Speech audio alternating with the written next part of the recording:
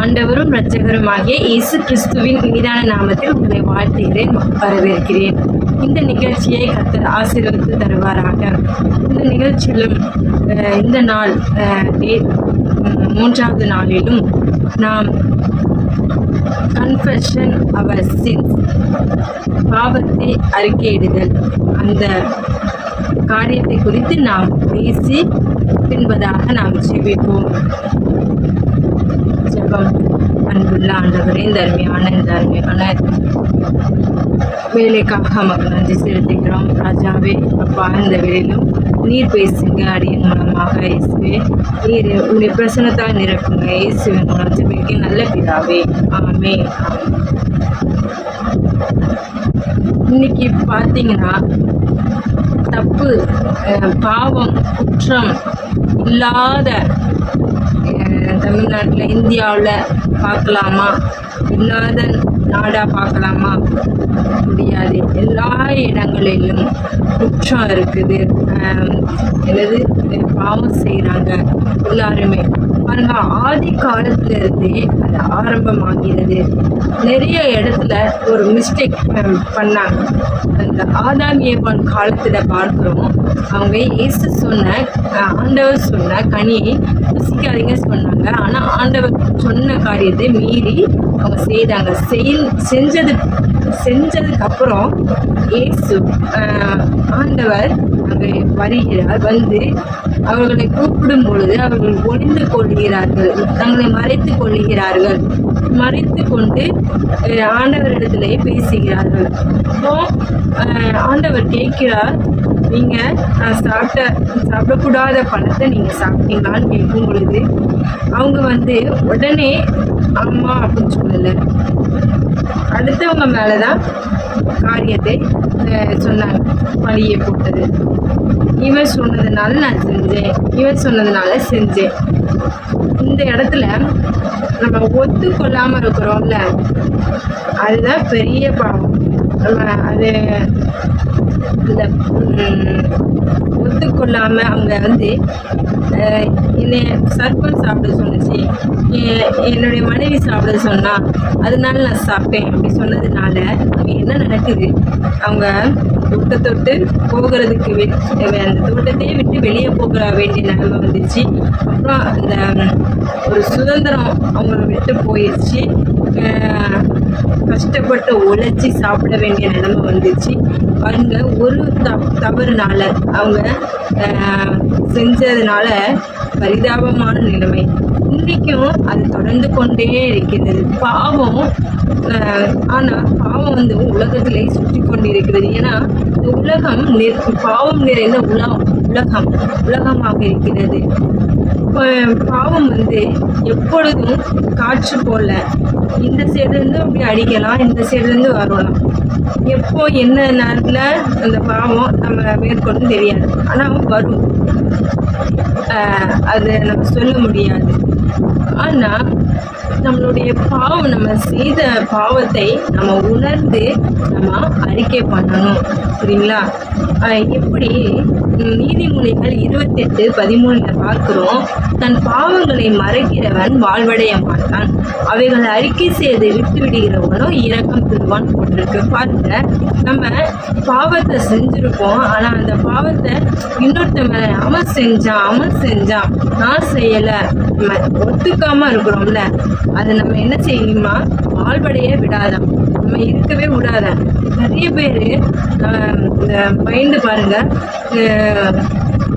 அந்த பாவ உணர்வுனாலேயே தாங்களே அவங்க திக்கிறாங்க, அவங்களே அழிச்சிக்கிறாங்க.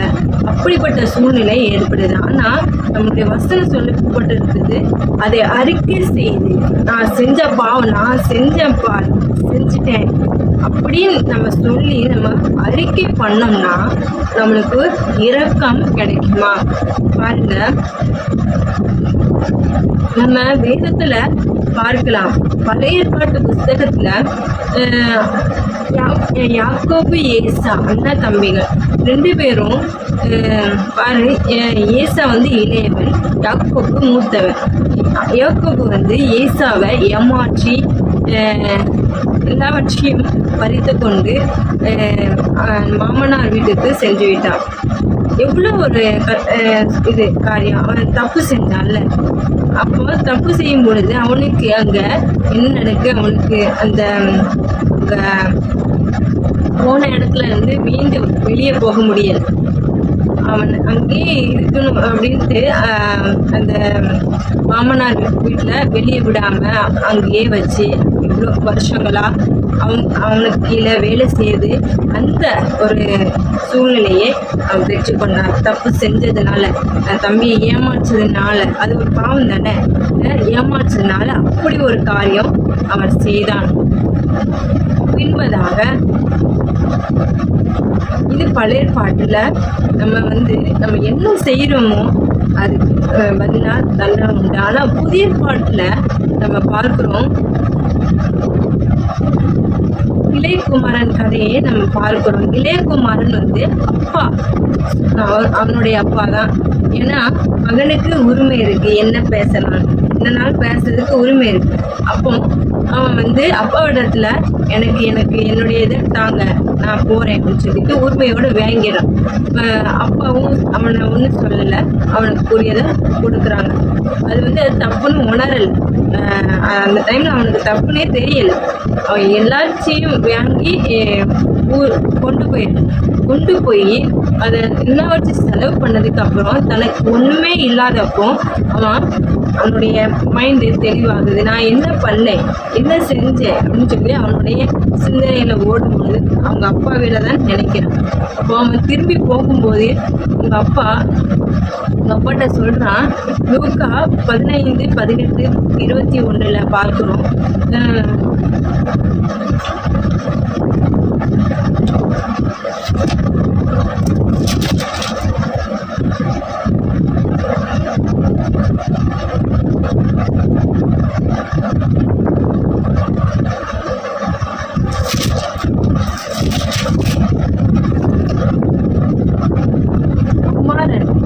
தகப்பனை நோக்கி, தகப்பனே, பரத்துக்கு விரோதமாக உமக்கு முன்பாகவும் பாவம் செய்தேன்.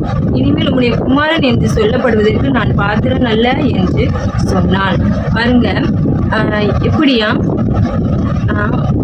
பரத்துக்கு விரோதமாகவும் கடவுளுக்கு உமக்கு விரோதமாகவும் நான் பாவம் செஞ்சேன், உம்முடைய குமாரன் என்று சொல்லப்படுவதற்கு நான் பாத்திரம் அல்ல அப்படின்னு சொல்றான். அப்படி சொல்றான். ஆனால் தகப்பன் அப்படி அதை அப்படியா வைக்கல. அவன் குமாரன் இல்லை, என் குமாரன் இல்லை சொல்லி அவனை ஒதுக்கலை, ஏற்றுக்கொண்டான். அந்த மகனை ஏற்றுக்கொண்டான்.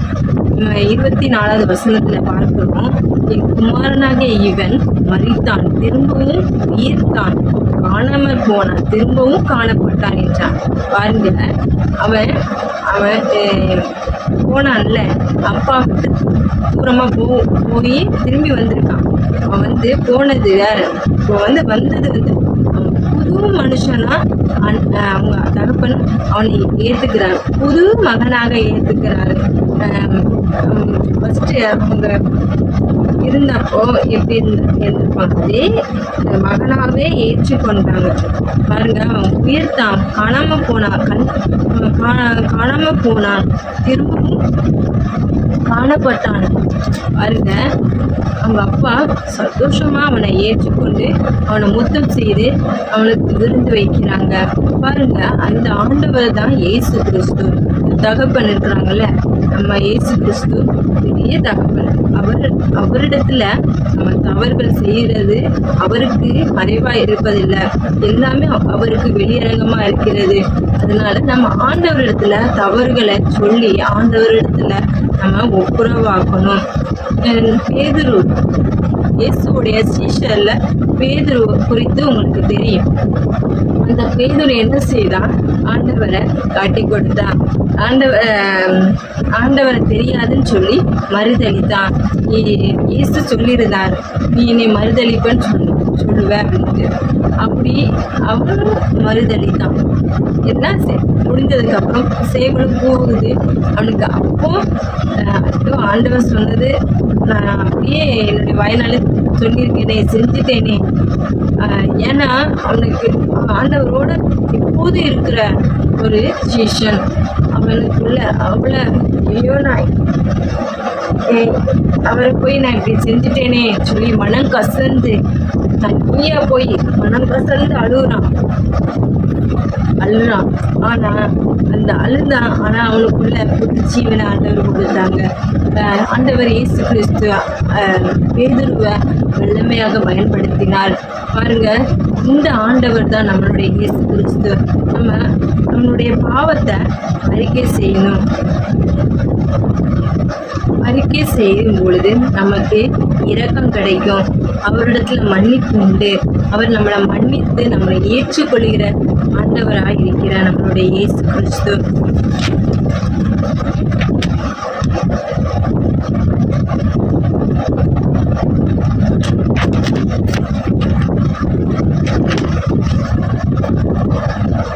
நம்ம அதை உணர்ந்தா மட்டும் போதில்லை, நம்மளுக்குள்ள மாற்றமும் உண்டாகணும். நமக்குள்ள மனம் திரும்புதல் உண்டாகணும். புது ஒரு விதையிலிருந்து புதுசாக ஒன்று முளைக்கும் பாருங்க.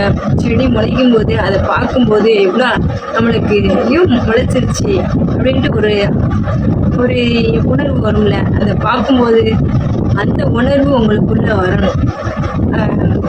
உங்களுக்குள்ள புதுசாக ஒன்று முளைச்சி வளர்றத நீங்கள் உங்களுக்குள்ள உணர முடியும். ஆண்டவர்கிட்ட இயேசு கிறிஸ்துவிடத்தில் உங்களுடைய பாவத்தை உங்களுடைய அக்கிரமத்தை உங்களுக்கு மட்டும்தான் தெரியும். நீங்கள் என்ன தவறுகள் செய்கிறீங்களோ உங்களுக்கு மட்டும்தான் தெரியும். ஆண்டவருக்கு தெரியும்.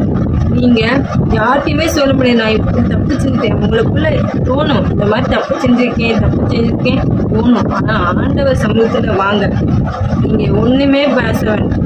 ஆண்டவர்கிட்ட இப்படி உட்கார்ந்தாலே போதும், ஆண்டவரே உங்களை பேச வச்சிருவார். நீங்கள் கண்ணை மூடிட்டு ஆண்டவரை சொன்னாலே ஆண்டவர் இறங்கிடுவார். என் மகன் வந்துட்டான்னு இறங்கி உங்களுக்குள்ளே அந்த உணர்வுகள் வரும். நான் தவறுகள் செஞ்சேனே, இயேசுவே என்னை மன்னித்து கொள்ளுங்க, என்னை மன்னித்துக் கொள்ளுங்க, என்னை புதுசாக்குங்க, என்னை புது சிருஷ்டி ஆக்குங்க, என்னை புதுசு ஆக்குங்க. நான் ரொம்ப பாவம் செஞ்சுட்டேன், நான் அக்கிரமம் செஞ்சுட்டேன். இயேசப்பா நான் அடிக்கடிக்கிறேன், எனக்கு இரக்கம் உண்டாகட்டும். எனக்கு எல்லாரும் முன்னாடியும் இரக்கம் தயவு உண்டாகட்டும். இயேசப்பா சொல்லுங்க, இயேசப்பா எனக்கு எல்லாரும் முன்னாடி இரக்கம் உண்டாகட்டும், என்னை மன்னித்துக் கொள்ளுங்க இயேசப்பா, ஸ்தோத்திரம் இயேசப்பா சொல்லி ஒவ்வொரு நாளும் நீங்கள் இயேசப்பாட்ட ஆண்டவர் இயேசு கிறிஸ்துட்ட நீங்கள் உங்களுடைய பாவத்தை நீங்கள் உணர்ந்து ஆண்டவரத்தில் போய் அறிக்கையிடணும். பாவம் உலகத்தில் இருக்க தான் செய்யுது. ஆனால் நம்மளை நாமே பாதுகாக்க வேண்டியது அவசியம்.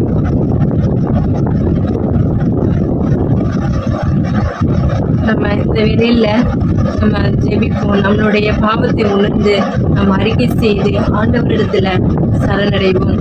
ஆண்டவர் நம்மளை ஒவ்வொரு நாளும் நல்வழியிலே நடத்துவாராக. ஆமென். அன்புள்ள இயேசுப்பா, இந்த வேலையில்ப்பா சில காரியங்களை குறித்து பேசினீரப்பா. நீர் இயேசப்பா, நீர் பேசியிருப்பீர்களப்பா, ஸ்தோத்திரம். பாவம் இயேசுவே, அக்கிரமத்திலிருந்து எங்களுக்கு விடுதலை கொடுங்க இயேசுவே. இயேசுப்பா, எங்களுக்கு அக்கிரமத்திலிருந்து விடுதலை கொடுங்க, எங்களை விடுவீங்க இயேசுவே. தவறுகள் செய்தேன் இயேசுப்பா, என்னை மன்னித்து கொள்ளுங்க, கேளுங்க இயேசுவே, என்னை மன்னித்து கொள்ளுங்க இயேசுவே. அம்முக்கு பிரியமா வாழணும் இயேசுவே. ஸ்தோத்திரம் அப்பா, ஸ்தோத்திரம் அப்பா, ஸ்தோத்திரம் இயேசுவே. ஜெபிக்கிறேன் ஒவ்வொருவருக்காகவும் இயேசுவே ஜெபிக்கிறேன். அவர்கள் இயேசப்பா அவங்க இருதயத்தில் ஒரு மாற்றம் உண்டாகட்டும், அவங்களுக்குள்ள ஒரு ஜீவன் உண்டாகட்டும் இயேசுவே. ஸ்தோத்திரம் ராஜாவே. புதிதாக இயேசப்பா பிறந்த குழந்தை போல அவங்களுக்குள்ள ஒரு மகிழ்ச்சி உண்டாகட்டும் இயேசப்பா. அவங்களுக்குள்ள ஒரு உணர்வு உண்டாகட்டும் இயேசப்பா. எத்தனை பேர் இயேசப்பா குற்ற உணர்ச்சியினால தாங்களே இயேசுவே காயப்படுத்தி இயேசப்பா கொண்டு இருக்கிறாங்க. அவங்களுக்கு விடுதலை கொடுங்க ஏசப்பா. நீங்க ஏசப்பா விடுதலை கொடுங்க ஏசப்பா. மன்னிப்பு ஏசப்பா உம்மிடத்துல தான் உண்டு ஏசப்பா. நீங்க ஒருவர் தான் ஏசப்பா மன்னிக்க முடியும். எங்களை ஏசப்பா நீதிமான அக்குகிற தேவன் நீங்க ஏசப்பா. ஸ்தோத்திரம். இந்த வேலையில ஜெபிக்கிறவங்களுக்கு ஏசப்பா விடுதலை நீங்க கொடுங்க. அவங்களுக்கு அந்த பாவத்துல இருந்து விடுதலை கொடுங்க. பாவ பிடியில இருந்து விடுதலை கொடுங்க ஏசப்பா. ஸ்தோத்திரம். இயேசுவே நான் இதை செஞ்சுட்டேன் நான் மன்னிங்க சொல்றவங்களுக்கு ஏசப்பா நீங்க மன்னிப்பை எனக்கு கட்டளையிடுங்க ஏசப்பா. ஸ்தோத்திரம் ஸ்தோத்திரம் ஸ்தோத்திரம் ஏசப்பா. உமக்கு நன்றி. இந்த வேலையில ஏசப்பா அந்த நாளை ஏசப்பா இயேசுவே. ஸ்தோத்திரம். இந்த வேலையில ஏசப்பா இப்படி நாம் மகிமைப்படுத்துறப்பா. உமக்கு நன்றி இயேசுவே. இயேசுவே உமக்கு நன்றி. இயேசுவே உமக்கு நன்றி. இயேசுவே செபக்கியல் நல்ல பிதாவே. ஆமென் ஆமென். என் ஆத்மாவே கர்த்தரை ஸ்தோத்திரி. என் முழுமே பரிசுத்த நாமத்தை ஸ்தோத்திரி. என் ஆத்மாவே கர்த்தரை ஸ்தோத்திரி. கர்த்தர் செய்த சகல உபகாரங்களை மறவாதே. ஆமென் ஆமென். Thank you. God bless you. அடுத்த வீடியோவில் நம்ம சந்திப்போம்.